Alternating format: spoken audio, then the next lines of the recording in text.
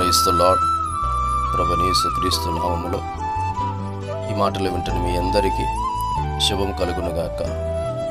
కీర్తన గ్రంథము 37వ అధ్యాయము 39వ వచనం ఈ మాట చూద్దామండి. బాధ కలుగునప్పుడు ఆయనే వారికి ఆశ్రయదుర్గము అనే మాట మనం చూస్తున్నామండి. ఈ మాటలు వింటున్న ప్రతి ఒక్కరు కూడా ఒక్కొక్కరికి ఒక్కొక్క రకమైన బాధ ఉంటుందండి. కాబట్టి ఆ బాధలన్నిటికీ మనం బాధ్యులు కాదు, కానీ దేవుడే మనం బాధలో ఉన్నప్పుడు మనకు ఆశ్రయదుర్గముగా ఉండి మనం పడిపోకుండా నిలబెట్టి నడిపించే దేవుడుగా ఆయన ఉన్నప్పుడు, ఆ యెహోవాయే మనకు తోడుగా ఉన్నప్పుడు మనం దిగులు పడవలసిన అవసరం లేదు, చింతపడవలసిన అవసరం లేదు. అందుకే నీ భారము యెహోవా మీద మోపము, ఆయనే నిన్ను ఆదుకును అనే వాక్యాన్ని మనం చూస్తున్నాము కదా.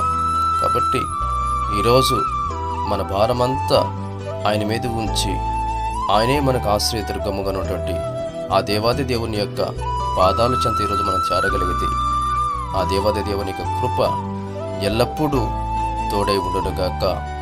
ఆమేన్.